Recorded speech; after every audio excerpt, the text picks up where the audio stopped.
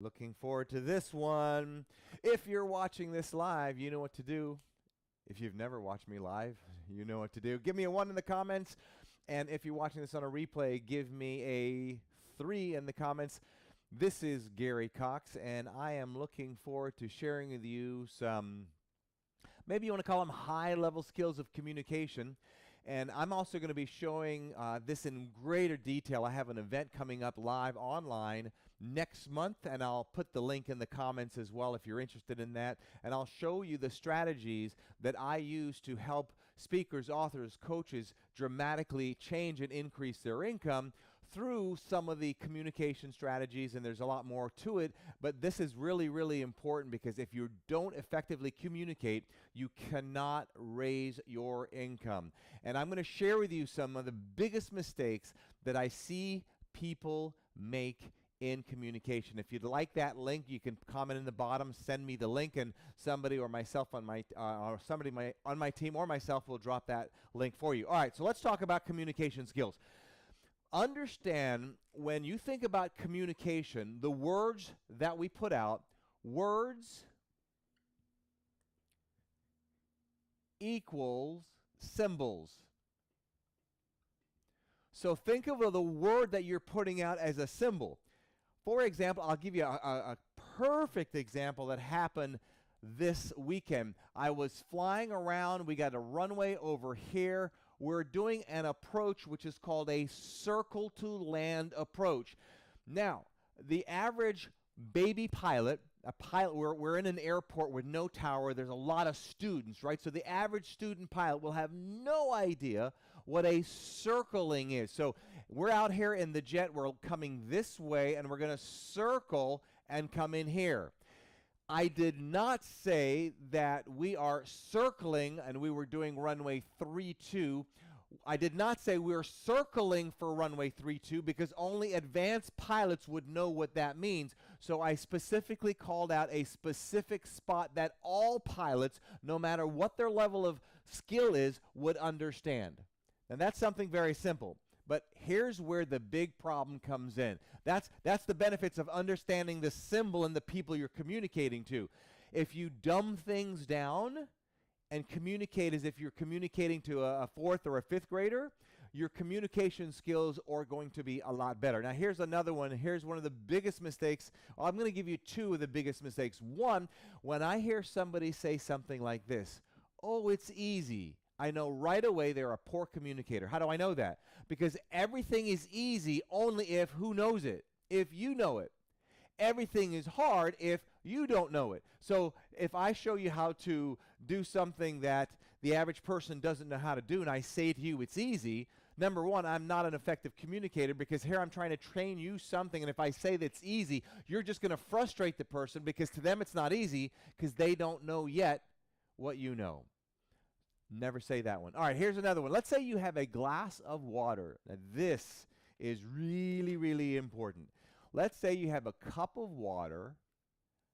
All right, here's a cup of water, and I am going to fill your cup with water. So I fill your cup with water, and I fill it right to the top.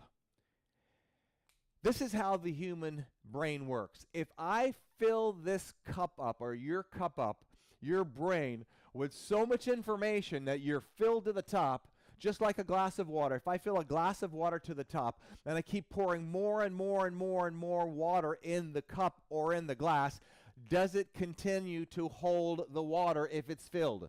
No. This is where communication is so effective, and this is where people do a very poor job in communicating. They regurgitate and throw out tons of information to a student or to a client, and they don't read and understand that the client's mind is already filled, and you just keep on pouring more crap in them, and they can't assimilate the information because we can only focus mentally on one thing at a time. So here is what I do. I'll do this with my team, and I'll also do this, sometimes I fly and do some instructing with people, for the fun of it. So if I'm, let's say, on Zoom, and I am having a meeting with somebody in my team, and I say to somebody, I said, hey, something I need you to do, and they're writing it down or they're typing. And if I want to give them some more information, I'll ask them this question. can I give you more information? Now, why would I ask that question?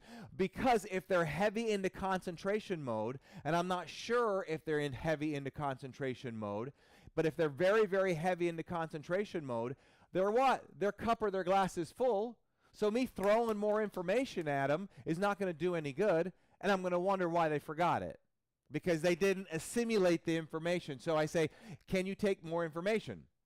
And if they say, hold on a minute, they're telling me that the cup is full.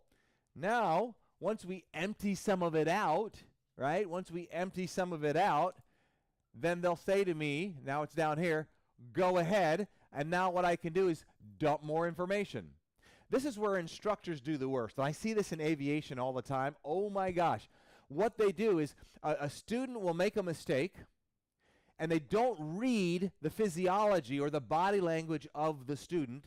And by the way, that is one of my biggest keys to success in reprogramming or deprogramming people. You know, if you've ever seen me on TV, like on Dr. Phil's show, The Doctors, my secret to success is my ability to really watch a person's body language and figure out what they're doing, what they're saying without saying a word to me.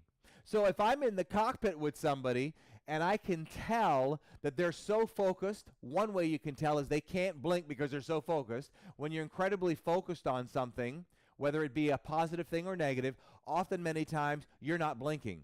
And because you're not blinking, that tells me that you're so focused on the problem at hand, me giving you more information is just going to overflow, and it's a waste of time, and all I'm going to do is frustrate the person. Now, once you've frustrated them, do they want to come back to you and do more with you? Absolutely not.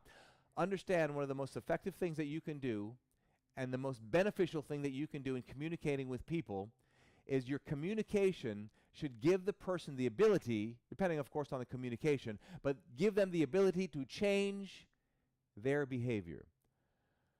When I'm brought out on stage and I'm going to speak in front of, I don't care if it's 100 people or 10,000 people, I have one main objective. My one main objective is to get that audience to change their behavior, whatever it is. And if I can get them to change their behavior, I've done my job. But before I can do that, I have to learn how to and know how to effectively communicate in such a way that the things that I say and do change their behavior. How quickly?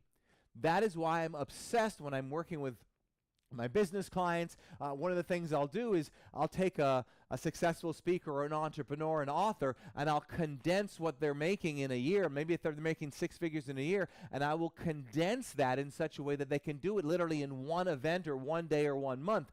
And this is through effective teaching and getting them to implement and change their behaviors.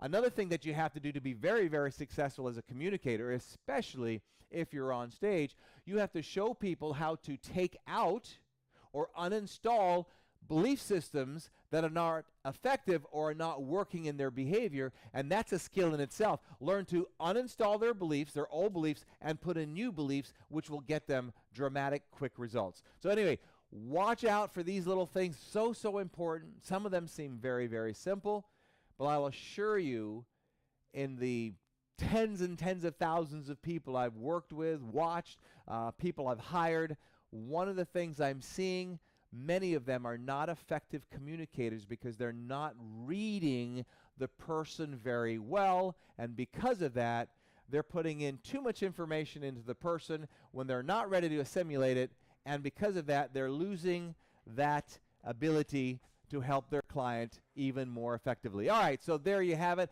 Hope you've enjoyed today's video. Love to see your comments below. And if you'd like the link to my upcoming program next week that's live, next month, sorry, make sure you comment, give me link or something like that, and we'll get you to get signed up for that. It'll be 1 week, a couple hours a day of information and content like I'm sharing with you today. All right, I'm out of here. Between now and the next time we get to chat, you know what to do.